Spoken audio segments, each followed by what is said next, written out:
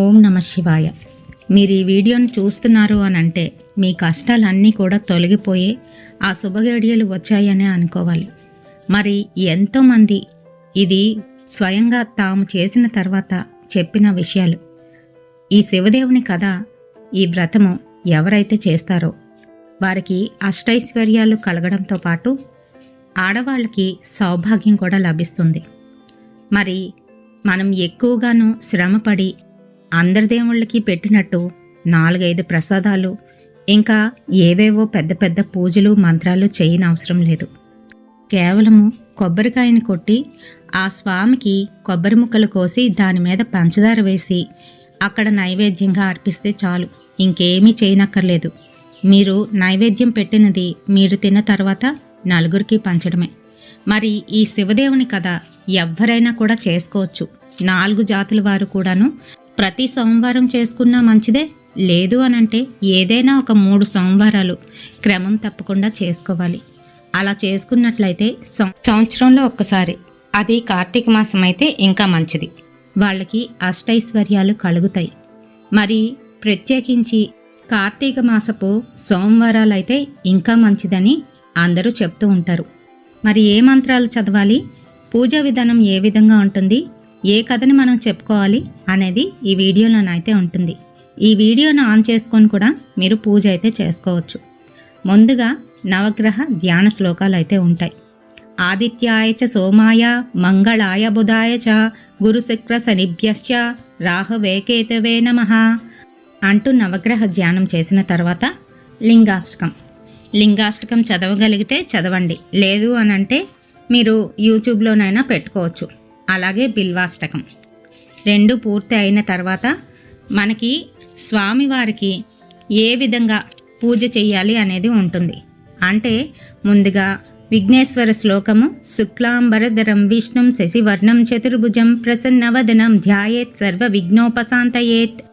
పసుపు విఘ్నేశ్వరుని తయారు చేసుకొని దానికి పూజ అయితే చేసుకోవాలి అని చెప్పుకున్న తర్వాత దీపారాధన అయితే చెయ్యాలి. దీపం వెలిగించి, అంటే 2 ఒత్తులు కలిపి ఒక ఒత్తిగా చేసి దీపంలోనైతే వెయ్యాలి. అలాంటివి 2 దీపాలు వేసుకొని ఆ దీపంలోని ఒత్తులు వేసి వెలిగించిన తర్వాత దీపానికి పసుపు కుంకుమ గంధము బొట్లు పెట్టి పుష్పాలని పెట్టి నమస్కరించుకోవాలి. ఇదే దీపారాధన. ఆ తర్వాత ఆచమనం అంటే కొంచెంగా నీళ్లు తీసుకొని మీరు మీ అరచేతిలోని కుడి చేతిలోని కొంచెంగా వేసుకొని చేతులు ముందు శుద్ధి చేసుకొని అంటే కడిగేసుకొని ఆ తర్వాత ఓం కేశవాయ స్వహ, ఓం నారాయణాయ స్వహ, ఓం మాధవాయ స్వహ అంటూ 3 మార్లు ఆ నీళ్ళని తీసి చేతిలో వేసుకొని కళ్ళకద్దుకొని ఆ నీటిని అయితే తాగాలి.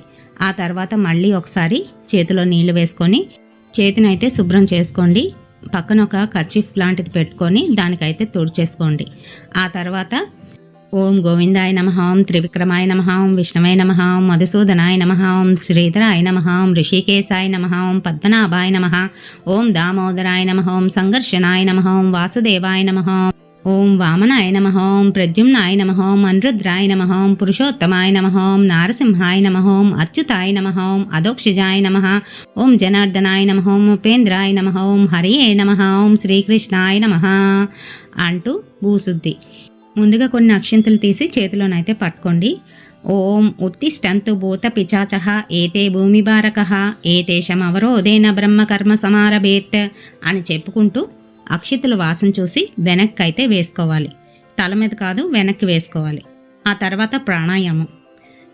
మరి ప్రాణాయామం చెప్పుకునేటప్పుడు మన బ్రొటన వేలు అలాగే మధ్యవేలు పక్కనున్న అనామిక అంటే మన ఉంగరం వేలు, ఈ 3 ముక్కును పట్టుకొని ఓం భూహో, ఓం భువః, ఓం సువః, ఓం మహః, ఓం జనః, ఓం తపః, ఓం గం సత్యం, ఓం తత్సవితుర్వరేణ్యం భర్గో దేవస్య ధీమహి ధియో యో నః ప్రచోదయాత్ అంటూ శ్వాసని ఆపి వదలాలి. ఆ తర్వాత ఓం అపోజ్యోతిరసోమృతం బ్రహ్మభూర్భువస్సురోం అనుకుంటూ చేతిని కడుక్కోవాలి. ఇవేమీ చేయలేము అనుకున్నవారు నేను చెప్తున్నది వింటూ ఆ రకంగా చేసుకున్నా సరిపోతుంది. ఆ తర్వాత మనం సంకల్పం చెప్పుకోవాలి. సంకల్పం చెప్పుకునేటప్పుడు చేతిలోని పువ్వులు అక్షతలు తీసి పట్టుకొని ఆ తర్వాత సంకల్పం ఈ విధంగానైతే చెయ్యాలి. మమ ఉపాత్త దురితక్షయ ద్వారా శ్రీ పరమేశ్వర ప్రీత్యర్థం శుభే శోభన ముహూర్తే శ్రీ మహావిష్ణోరాజ్ఞాయ ప్రవర్తమాన్యస్య ఆద్య బ్రాహ్మణ ద్వితీయ పరార్ధే శ్వేతవరాహకల్పే వైవస్వర మన్వంతరే కలియుగే ప్రథమ పాదే జంబూద్వీపే భరతవర్షే భరతఖండే మేరోర్దక్షిణ దిగ్భాగే శ్రీశైలస్య ఈశాన్య ప్రదేశే గంగా గోదావరి మధ్యప్రదేశే సమస్త దేవత బ్రాహ్మణ సన్నిధౌ స్వగృహే అస్మిన్ వర్తమాన వ్యవహారిక చాంద్రమాణేన శ్రీ విశ్వవసునామ సంవత్సరే అంటే ఈ సంవత్సరం పేరు మీకు ఏ రోజు చేస్తున్నారో ఏ సంవత్సరంలో చేస్తున్నారో అనేది చూసుకొని ఆ సంవత్సరం పేరు, ఆ తర్వాత ఏ ఆయనంలో చేస్తున్నామో అది దక్షిణాయనమా లేదంటే ఉత్తరాయణమా. కార్తీక మాసం ఎప్పుడు కూడాను దక్షిణాయనంలో వస్తుంది కాబట్టి దక్షిణాయనే. ఏ ఋతువులో వస్తుంది? శరద్ ఋతువులో వస్తుంది కాబట్టి శరత్ ఋతువు. ఏ మాసంలో వస్తుంది? కార్తీక మాసే. శుక్లపక్షం అవ్వచ్చు, కృష్ణపక్షం అవ్వచ్చు. అక్కడ ఆ పక్షాలు మార్చుకొని శుక్లపక్షంలో చేస్తున్నట్లయితే శుక్లపక్షం. మరి శుక్లపక్షం నుంచే కదా మనం మొదలు పెడతాం. ఆ తర్వాత కృష్ణపక్షం అయినప్పుడు కృష్ణపక్షం అనే చదువుతారు. ఆ తర్వాత శుభతిథౌ, ఏ తిథి ఉంటే ఆ తిథి పేరు చెప్పుకోవచ్చు. లేదంటే శుభతిథౌ, శుభవాసరే, శుభ నక్షత్రే, శుభయోగే, శుభకరణ ఏవం గుణ విశేషణ విశిష్టాయాం శుభతిథౌ శ్రీమాన్ గోత్రస్య, మీదే గోత్రం అయితే ఆ గోత్రం పేరు చెప్పుకోండి. నామధేయస్య, మీ పేరు. మమ ధర్మపత్ని సమేతస్య, మీ పక్కన ఉన్న మీ భార్య పేరు కూడా అందులో కలిసిపోతుంది. సమేతస్య అంటే ఇంకా అందరూ కూడా మీ కుటుంబ సభ్యులు అందరూ కూడాను కలుస్తారు కాబట్టి అందరి పేర్లు చెప్పనవసరం లేదు. ఎవరైతే మగవాళ్ళు చేస్తున్నారో వాళ్ళు ఇలా చదువుకోండి. ఆడవాళ్ళు చేసేటప్పుడు మీ పేరు చెప్పుకొని మమ ధర్మపతి సమేతస్య అనుకుంటే సరిపోతుంది.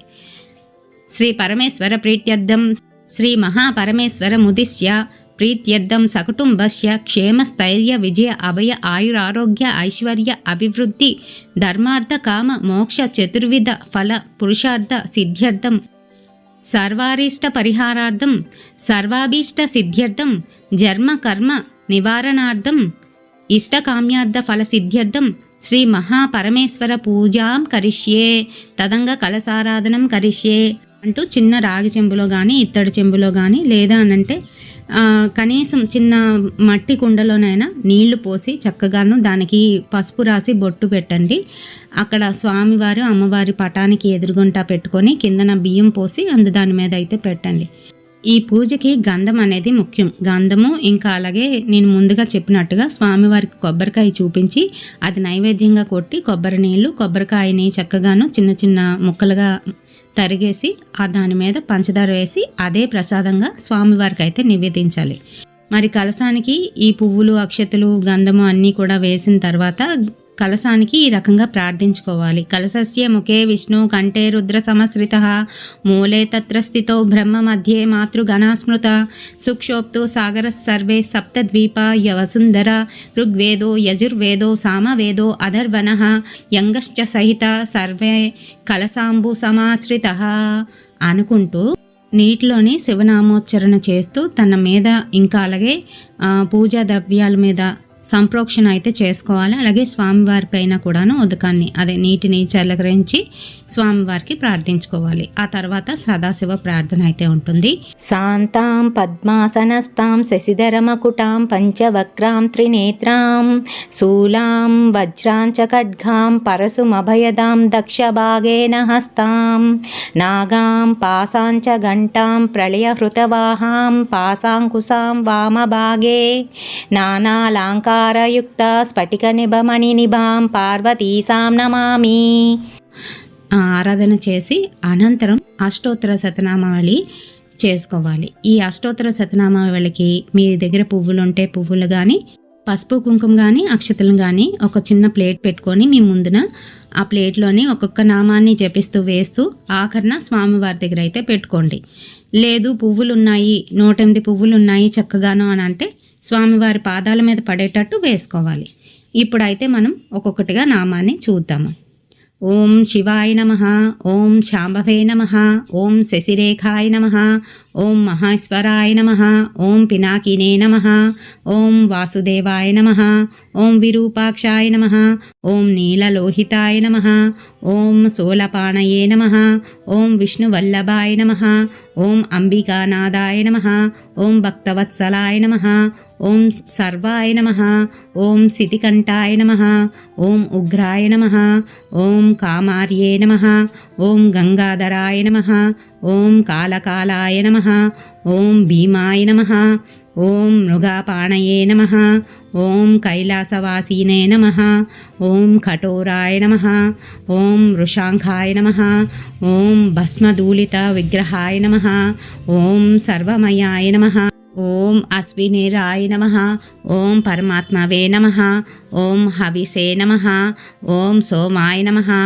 ఓం సదాశివాయ నమః, ఓం వీరభద్రాయ నమః, ఓం కపద్వినే నమః, ఓం శాంకరాయ నమః, ఓం కట్వాంగినే నమః, ఓం సిపి విష్ణాయ నమః, ఓం శ్రీకంఠాయ నమః, ఓం భవాయ నమః, ఓం త్రిలోకేశాయ నమః, ఓం శివప్రియాయ నమః, ఓం కపాలినే నమః, ఓం అంధకాసురబంధనాయ నమః, ఓం లలాటాక్షాయ నమః, ఓం కృపానిధయే నమః, ఓం పరశుహస్తాయ నమః, ఓం జటాధరాయ నమః, ఓం కవచినే నమః, ఓం త్రిపురాంతకాయ నమః, ఓం వృషభరూఢాయ నమః, ఓం సోమప్రియాయ నమః, ఓం త్రయీమూర్తయే నమః, ఓం సర్వజ్ఞాయ నమః, ఓం సోమసూర్యాగ్నిలోచనాయ నమః, ఓం యజ్ఞమయాయ నమః, ఓం పంచవక్రాయ నమః, ఓం విశ్వేశ్వరాయ నమః, ఓం ఘనానాథాయ నమః, ఓం ప్రజాపతయే నమః,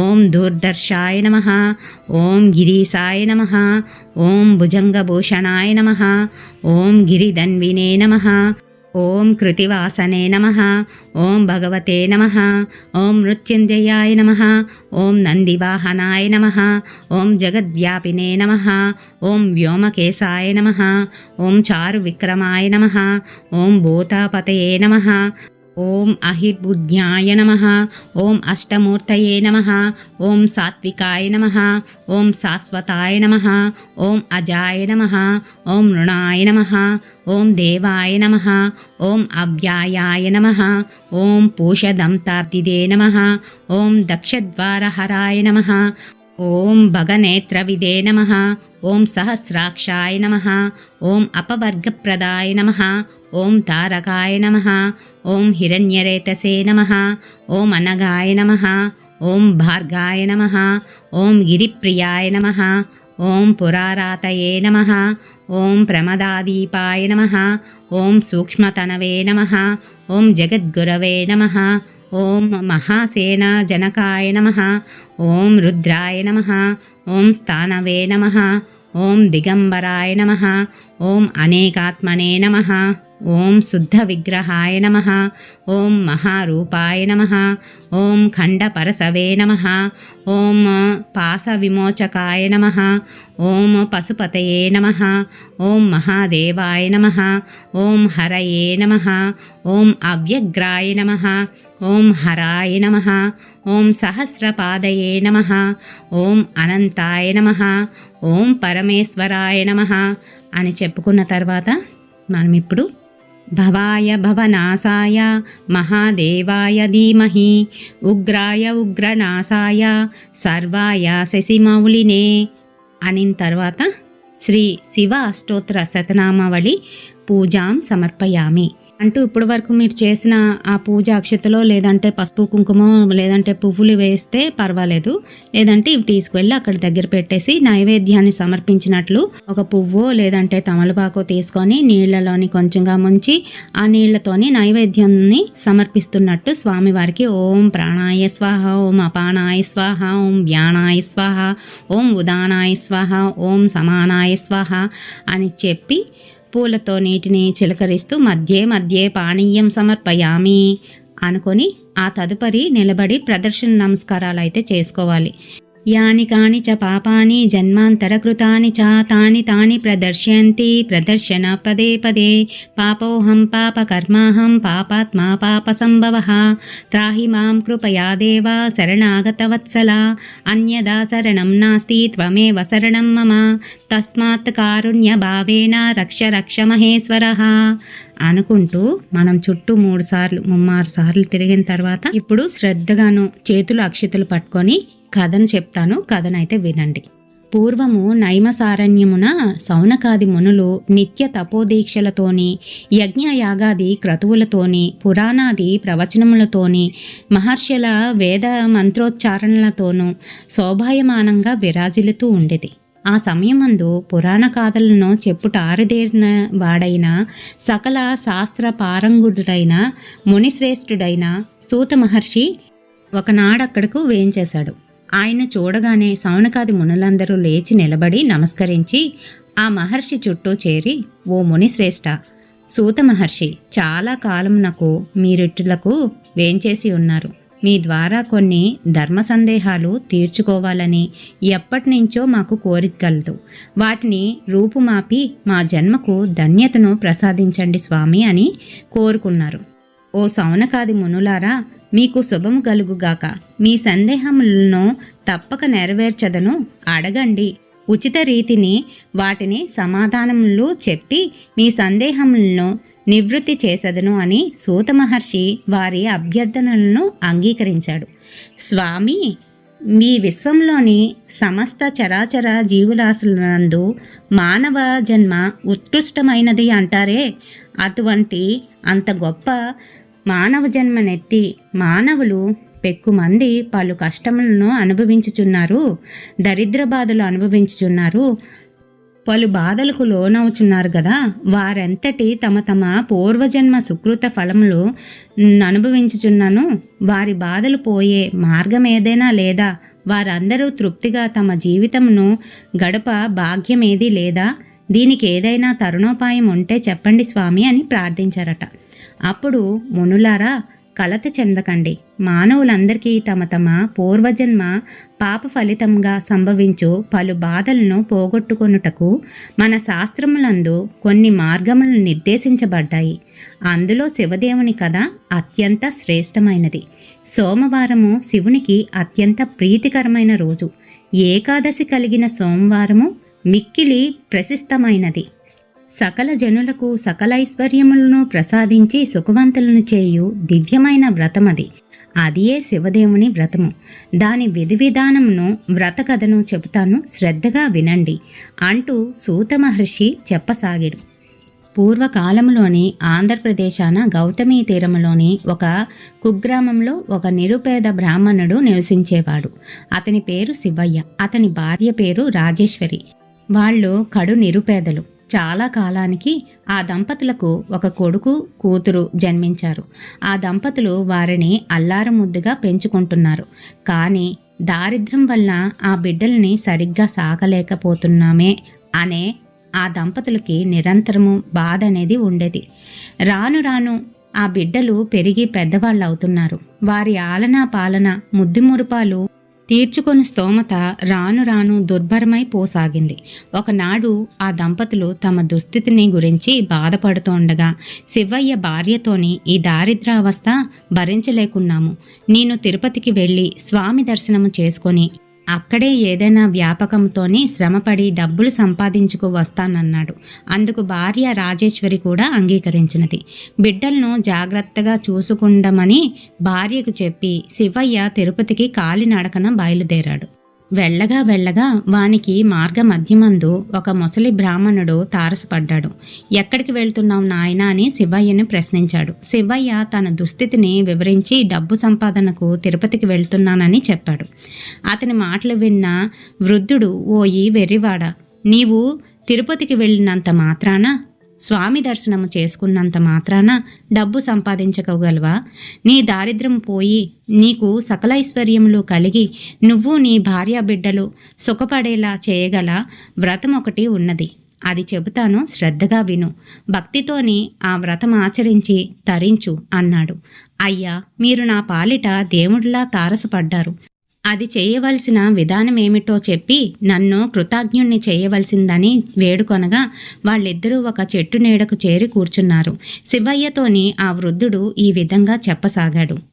పూర్వము వంగదేశానికి సూరసేనుడనే మహారాజు పరిపాలించేవాడు.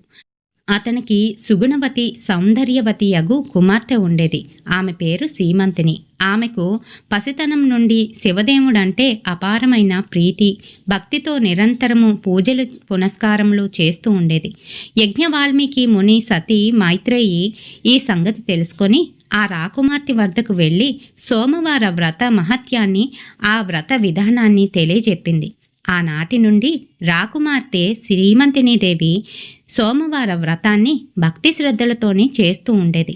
సదాశివుని దివ్య కథలు వింటూ ఆయనయందే భక్తి ప్రవర్తనలను పెంచుకుంటూ విద్యాబుద్ధులందు ఆరితేరుతూ యుక్త వయస్కురాలైనది. వంగదేశానికి చేరువలో గల అంగదేశాన్ని ఇంద్రసేనుడనే మహారాజు పరిపాలిస్తూ ఉన్నాడు. ఆ రాజునకు చంద్రాంగదుడు అనే కుమారుడు ఉన్నాడు. అతడు సుగుణ గుణమణి భూషణుడు, సౌందర్య సంపన్నుడు. యుక్త వయసుకు వచ్చిన ఆ రాకుమారునకు వివాహం చేయు నిమిత్తము మిత్రులకు వాని చిత్రపటాన్ని ఇచ్చి తగిన రాకుమార్తెను అన్వేషించుటకు అన్యరాజులకు పంపించాడు. వాళ్ళు దేశదేశాలు తిరిగి వంగదేశం చేరారు. రాజదర్శనం చేసుకొని తామొచ్చిన పనిని నివేదించి తమ రాకుమారుని చిత్రపటాన్ని రాజుకు అందజేశారు. రాజు ఆ పటాన్ని అంతఃపురంలోని రాకుమార్తెకు చూపించుటకై పంపించాడు. ఆ పటాన్ని చూచిన రాకుమార్తె సీమంతిని తన అంగీకారాన్ని తెలియజేసింది. ఇరు వర్గాల వారు ఎంతగానో ఆనందించారు. ఒకానొక శుభదినాన వారి వివాహం చేశారు. ఆ దంపతులు అన్యోన్య అనురాగంతోనే జీవిస్తూ ఉన్నారు. అన్యోన్య అనురాగాలతో జీవిస్తున్న ఆ దంపతుల జీవితంలోని విధి వక్రించింది. ఒకనాడు చంద్రాంగదుడు తన మిత్రులతో కలిసి నౌకా విహారానికి బయలుదేరాడు.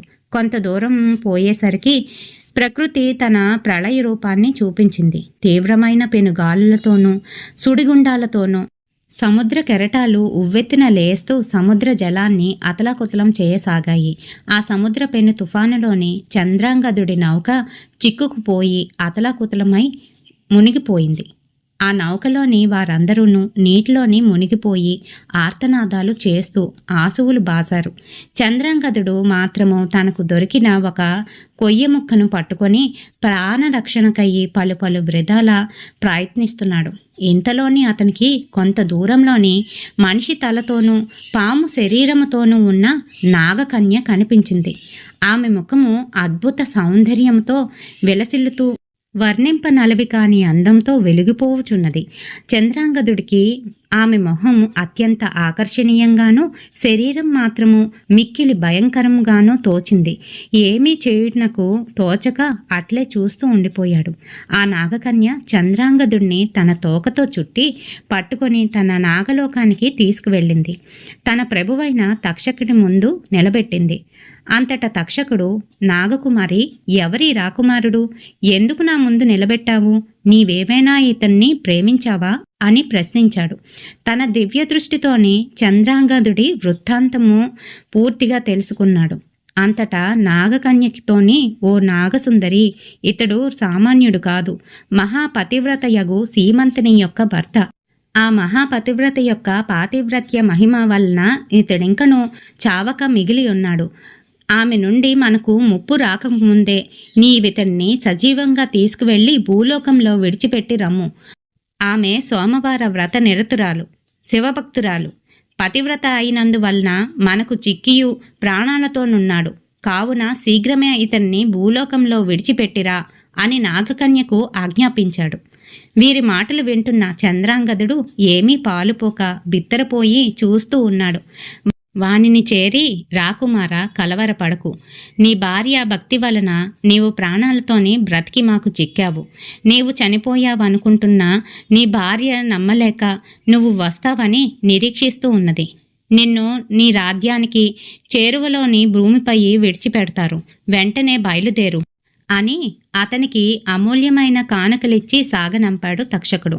సీమంతిని తన భర్త వెళ్లిన నౌక మునిగిపోయిందని, అందరూ చనిపోయారని విన్నా తన భర్త బ్రతికే ఉన్నాడన్న నమ్మకంతోనే అతడు క్షేమంగా తిరిగి రాగలిగినందుకు శివదేవుణ్ణి ప్రార్థిస్తూ ఎదురు చూస్తున్నది.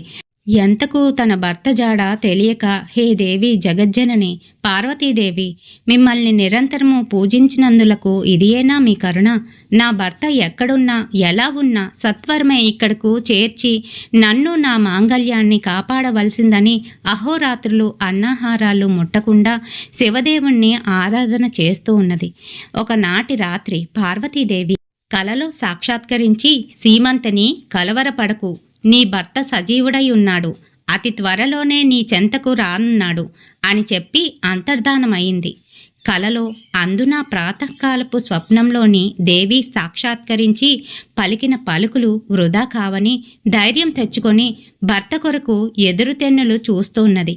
ఆ మర్నాడు ఆమె సోమవార వ్రతం ఆచరించి ప్రసాదాన్ని కళ్ళకద్దుకునే సమయానికి చంద్రాంగదుడు మణిమయ రత్నాలతో ఆమె కన్నుల ముందు సాక్షాత్కరించాడు.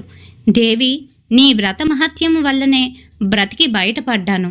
నాగకన్యలు నన్ను రక్షించి తమ రాజు వద్దకు తీసుకొని పోగా ఆ మహనీయుడు నీ ఉదాంతమంతయును తన దివ్య దృష్టితో చూసిన వాడై వారిని హెచ్చరించి అపూర్వమైన కానుకలతోని నన్ను భూమికి సాగనంపాడు అని చెప్పాడు. ఓ విప్రోత్తమ, వింటివి గదా శివదేవుని వ్రతమహిమ.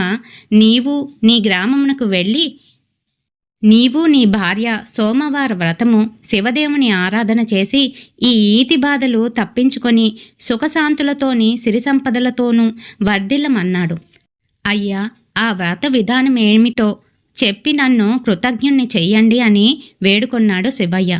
ఉదయాన్నే లేచి స్నానం చేసి గృహాన్ని ముగ్గులతోని తీర్చిదిద్ది ఈశాన్య భాగంలోని పీఠంపై శివదేవుని పటాన్ని ఉంచి దీపాన్ని వెలిగించి అష్టోత్తర శతనామావళితోని మారేడు దళాలతోని శివుణ్ణి ఆరాధించి కొబ్బరికాయ కొట్టి ధూపము దీపము నైవేద్యాలుంచి కొబ్బరి ముక్కలతోని పంచదారను గాని బెల్లాన్ని గాని కలిపి వాటిని స్వామికి నివేదించి కథ చెప్పుకొని ఆ ప్రసాదాన్ని అందరికీ పంచిపెట్టి మీరు కళ్ళకద్దుకొని తీసుకోవాలి. ఇలా 3 సోమవారాలు భక్తి శ్రద్ధలతోని శివదేవుణ్ణి ఆరాధించాలి. వ్రతంలో లోపమున్నా భక్తిలో లోపముండకూడదు అని చెప్పి ఆ వృద్ధుడు అంతర్ధానమయ్యాడు.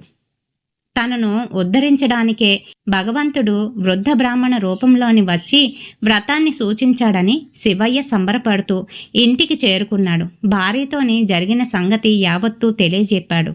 అంతటా ఆ దంపతులు భక్తి శ్రద్ధలతోని 3 సోమవారాలు వ్రతాన్ని నిష్ఠగా చేశారు. ఇరుగు పొరుగు వారికి ప్రసాదం పంచిపెట్టారు. సిరి సంపదలు కలిగి ఈతి బాధలు తొలగి శివయ్య దంపతులు సుఖంగా జీవిస్తున్నారు. కాలక్రమేణా ఏటేటా చేసుకునే ఆ శివదేవుని వ్రతం పట్ల వారికి అశ్రద్ధ కలిగింది. శివదేవుని కరుణ తొలగింది. శివయ్య పూర్వపు స్థితికి వచ్చేశాడు. ఆయా వారాలు చేసుకుంటూ జీవిస్తున్నాడు. అలా యథాప్రకారం ఆయా వారం చేసుకుంటున్న శివయ్య ఒకనాడొక ఇంటి ముందు ఆగి భవతి భిక్షాం దేహి అన్నాడు. ఆ మాటలకు ఆమె, అయ్యా, ఈరోజు మేము శివదేవుని వ్రతం చేసుకుంటున్నాము. పూజాపీటల మీద ఉన్నాము. లేచి రావడానికి కుదరదు. ఈ పూట వెళ్ళి రేపు రండి అని చెప్పింది. ఆ పలుకులు విన్న శివయ్య తాము శివారాధనను మరిచి అపచారం చేశామని గుర్తు చేసుకున్నాడు. తిన్నగా నదికి వెళ్ళి స్నానం చేసి ఇంటికి వచ్చి పూజాపీఠంపై కూర్చొని శివదేవుని పూజ చేస్తున్నాడు. అపచారము మరణించమని వేడుకుంటున్నాడు. పూజ అనంతరము కథ చెప్పుకుంటూ కథ వినడానికి రావాల్సిందని భార్యని పిలిచాడు. అలసి ఉన్నాను, బద్ధకంగా ఉంది, వేలాపాలా లేని ఈ పూజలేమిటి? మొండిగా మాట్లాడింది. ఆ మాటలకు శివదేవునికి ఆగ్రహం కలిగింది. అందువలన ఆమెకు చూపు మందగించింది. ఇది గమనించిన శివయ్య భార్యను మందలించి, చూసావా, శివదేవుని పట్ల మనం నిర్లక్ష్యం చూపడం వలన మనకెంతటి దుస్థితి ప్రాప్తించినదో. ఆయన పట్ల అపచారం అలక్ష్యం పనికిరాదు. లేచి ఈరోజైనా పూజా కథ శ్రవణం విను, కాదనుకు అని హెచ్చరించాడు. ఆమెకు జ్ఞానోదయం అయింది. ఆనాటి నుండి క్రమం తప్పకుండా శివదేవుని వ్రతము చేసుకుని కథ చెప్పుకుంటుండేవారు. ఇరుగు పొరుగు వారు కూడా వ్రత మహత్యాన్ని తెలుసుకొని భక్తితోని ఆరాధిస్తూ ఉండేవారు. శివదేవుని వ్రతాచరణ వల్ల అందరూ సుఖజీవనులయ్యి తరించసాగారు. కావున ఈ వ్రత కథ చదివిన వారికి, విన్నవారికి శివుని కరుణ కలిగి సకలైశ్వర్యములు పొంది తరిస్తారని సూత మహర్షి శౌనకాదులకు బోధించాడు. మరిదండి కథ అయిపోయిన తర్వాత హారతి పాటలు, ఇంకా స్వామికి సంబంధించిన పాటలు, అమ్మవారికి సంబంధించిన భ్రమరాంబిక అష్టకము ఇలాంటివన్నీ కూడా చదువుకోవచ్చు. లాస్ట్లోని శ్రీ రాజరాజేశ్వరి అష్టకం కూడా చదువుకోవచ్చు. పూర్తిగా భజన పాటలన్నీ అయిపోయిన తర్వాత హారతి ఇచ్చుకొని మనము అక్షతలు ఏవైతే మనం దేవుడి పాదాల చెంత వేసామో అక్షతలు తీసి అందరం కూడాను నెత్తి మీద అయితే వేసుకోవాలి. మరి ఈ విధంగాను మీరు ఇంట్లోని ఇదిగో నేను పెట్టిన ఈ స్టోరీ అంతా కూడా వినుకోనైనా చేసుకోవచ్చు. లేదు మాకు చదువుకోవడం వచ్చు, మేము చేసుకోవాలి అనుకుంటే శివదేవుని కథ అని ఒక పుస్తకం అయితే దొరుకుతుందండి బుక్ స్టోర్స్లోని. అక్కడ కొనుక్కొని మీరు ఆ పుస్తకం చదువుకొనైనా చేసుకోవచ్చు. మరి ఆ శివపార్వతుల ఆశీస్సులు మనందరిపైన ఉండాలని కోరుకుంటున్నాను. ఈ కార్తీక మాసం ఈ 3 సోమవారాలు కూడా చేసుకోండి క్రమం తప్పకుండాను. ఆడవాళ్ళకి ఆటంకం వచ్చినాను మధ్యలో ఆ వారం వదిలేసి తర్వాత వారమైనా చేసుకోవచ్చు, ఏం పర్వాలేదు. 3 వారాలు అయితే ఖచ్చితంగా చేయవలసి ఉంటుంది. అలా చేస్తే ఎవరైతే చేస్తారో అటువంటి వారికి ఈతి బాధలు తొలగిపోయి సుఖంగానైతే ఉంటారు, ధనం సమృద్ధిగా ఉంటుంది, ఇంకా అలాగే ఆడవాళ్ళకి సౌభాగ్యం కలుగుతుంది. మరి ఇంత గొప్ప కథని మీరు ఈ వీడియో చూడకపోతే మిస్ అయిపోదురు కదా. మరి అలా అనుకుంటే ఖచ్చితంగా ఒక లైక్ అయితే వేయండి. మళ్ళీ ఇలాంటి విషయాల కోసం, మంత్రాల కోసం మన ఛానల్ని అయితే ఖచ్చితంగా ఫాలో అవ్వండి. నమః పార్వతీపతయే హర హర హర హర మహాదేవ శంభో శంకర.